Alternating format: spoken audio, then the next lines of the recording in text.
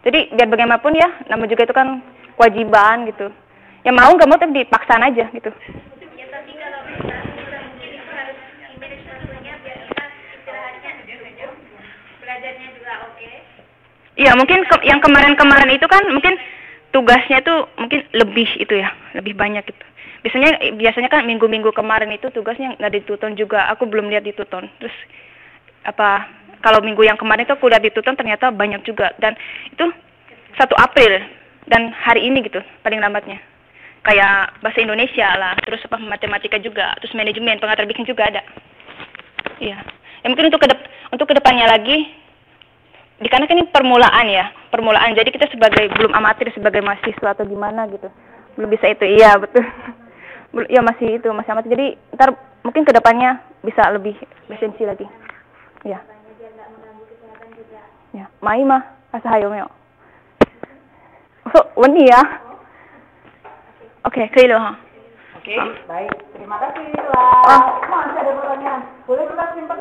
Oh, tadi yang Mbak siapa namanya? Sincan.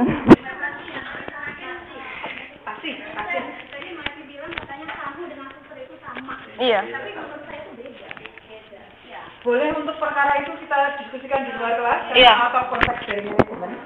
Betul. Ya biasanya kan biasanya kan kalau misalnya di Indonesia boleh. Maaf ya Bu.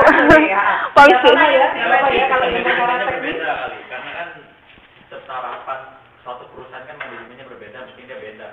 Iya kalau setiap perusahaan pasti sistem manajemennya beda-beda gitu. Mungkin. Oke, baik. Kita kasih aplaus dulu untuk Mbak Tasi yang sudah mau berbagi. Terima kasih Mbak Tasi. Pucat ya, sekarang merasakan bagaimana rasanya presentasi di depan kan. Ternyata kalau presentasi itu kita nggak boleh lihat slide. Karena begitu kita lihat slide, kalau yang suka nonton Opera Van Java itu, kalau begitu lihat slide kan membelakangi audiens kan, jadi harus balik. Jadi kalau mau udah nggak bisa apa. Oke. Capek ya, baik. Jadi kalau mau presentasi biasakan untuk baca dulu materinya. Jadi kemudian sudah mulai ada outline di otak. Hari ini salah satu materi yang dibicarakan di dalam buku kita itu ada yang terkait dengan perencanaan kan? Nah, nanti kita akan belajar bagaimana caranya kita mau bikin rencana. Bahwa ternyata harus tahu dulu tujuannya apa, harus tahu dulu kemudian kondisinya semacam apa, baru kemudian kita bikin rencana, baru kemudian kita mengimplementasi dan juga kemudian kita melakukan evaluasi. Nah, kenapa tidak Anda terapkan itu di dalam kehidupan Anda? Paling tidak perencanaan jangka pendek seminggu. Jadi setiap hari Minggu itu, Minggu malam itu Anda ketika ketika sudah mulai capek gitu, Anda mulai berpikir, minggu depan ini, karena sudah mulai tahu kan sekarang tugasnya banyak banget kan ternyata di UT, dengan tugas semacam itu, maka saya merencanakan hari Senin Selasa, paling tidak saya harus selesai tugas itu. Tentukan dulu tujuannya ya, tujuannya apa? Menyelesaikan semua tugas, membuat tutornya happy, nilainya jadi tinggi, nah itu kan tujuannya dulu, ya kan? Kemudian kondisinya apa? Kan prasyarat kedua dari yang ada di modul kita, tahu tujuannya, kemudian tahu kondisi eksternalnya. Kondisinya apa? Majikannya galak. Suka ngecekin laptop saya dipakai untuk apa. Pacar saya demanding banget, kalau nggak laporan nanti saya dimarahin. Saya gampang lapar. Terus apa lagi gitu kan, kondisi eksternalnya kan kita harus tahu. Gampang ngantuk gitu. Kalau sudah lihat huruf banyak, lama-lama hurufnya pada gaduk-gaduk gitu, pada dempet-dempet. Setelah itu Anda tentukan, oke, berarti saya mulai bisa bikin perencanaan. Senin Selasa saya harus selesai apa, Rabu Kamis saya harus selesai apa, Jumat Sabtu saya selesai apa, Sabtu malam saya sudah selesai. Nah itu kan sebenarnya aplikasi dari manajemen, dari planning di dalam kehidupan kita untuk planning jangka pendek. Semua orang pasti mengalami itu, demikian juga saya. Setiap minggu begini, makanya saya kadang kalau minggu begini harus traveling pergi, itu kadang mengganggu rutinitas saya untuk hari selanjutnya. Karena biasanya minggu itu saya akan bangun agak siang, nongkrong di kamar mandinya agak lama gitu kan. Sambil duduk itu saya sambil mikir, Senin Selasa saya harus selesai apa, ini apa, karena tujuannya saya mau mencapai satu tujuan tertentu. Masih amatir tadi kata-katanya. Sekarang sebagai akademisi masih amatir, tidak apa-apa. Selamat, Anda sudah mulai tahu bahwa Anda tidak tahu membagi waktu. Jadi harus mulai Macam. Karena beli laptopnya itu baru mulai ini, bukan pelajarannya tapi cari di laptopnya. A-nya di mana, S-nya di mana gitu. Nanti tiba-tiba kalau matematika ekonomi ada belenduk. Iya, Dalam laptop saya itu kan tulisannya Cina. Ini gimana tulisannya udah nggak ngerti, apalagi itu emailnya carinya itu nggak. Gimana gitu, attachment juga bingung ya Pak RT ya. Pelajarannya lebih pusing itu sama laptopnya. Iya. Laptopnya Mandarin. Oke, baik. Kan pakai di HP. Biasa sudah. Iya. Enak.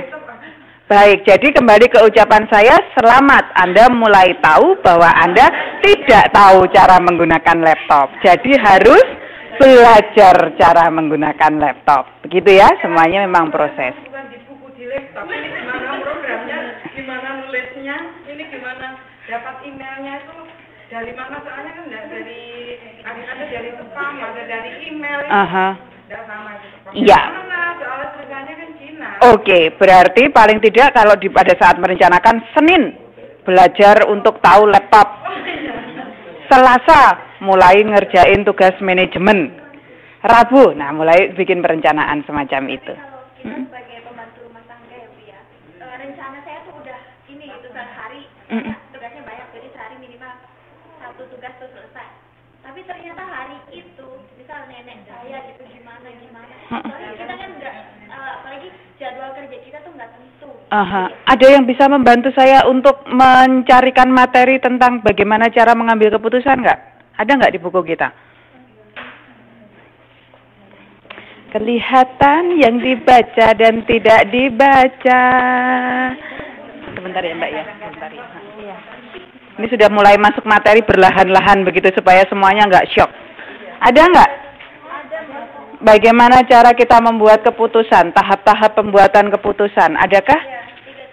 337 sudah ada. Saya juga buka deh.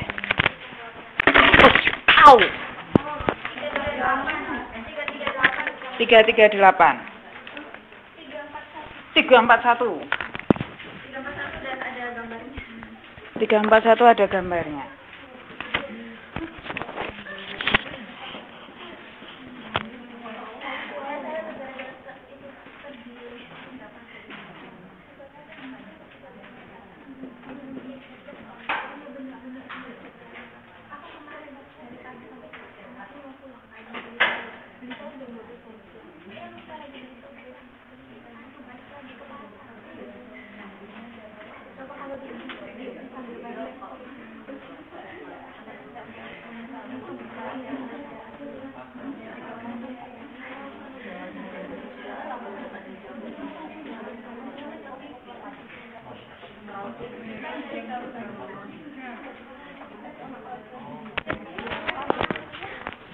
Ada yang menemukan materi ini di halaman berapa? Saya dibantu.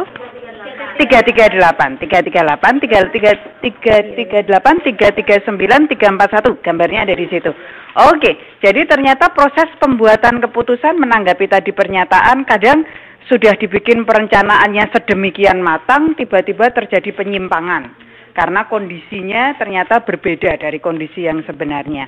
Jadi ketika kita sudah membahas ini teman-teman, itu kan sebenarnya kita sudah masuk di tataran mengenai perencanaan. Ya kan? Sekuensnya dari ketika kita sudah membahas lingkungan, maka selanjutnya kita sudah masuk kepada bahasan tentang planning, organizing, actuating, dan juga controlling. Nah, di sini kita akan membahas dulu dari masalah perencanaan, setelah itu masuk di bahasan mengenai pengambilan keputusan. Karena ternyata ketika kita merencanakan tidak akan pernah bisa terlepas dari aktivitas untuk pengambilan keputusan. Tadi pada saat kita perencanaan sudah ada bahasan mengenai perencanaan bisa jangka pendek, jangka panjang, jangka menengah, jangka panjang. Jangka pendeknya kita bikin rencana 1 minggu ke depan itu mau ngapain. Itu sudah perencanaan.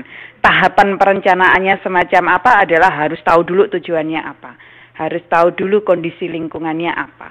Kemudian kita bikin perencanaan itu. Setelah itu kita aplikasikan. Setelah itu kita evaluasi. Nah, itu tahapan perencanaan. Kalau bagaimana dengan tahapan pembuatan keputusan? Kenapa saya mau kaitkan komentar saya dengan pertanyaan barusan dengan ini? Karena kita di sini mendapatkan informasi bahwa proses untuk pembuatan keputusan itu ada 8.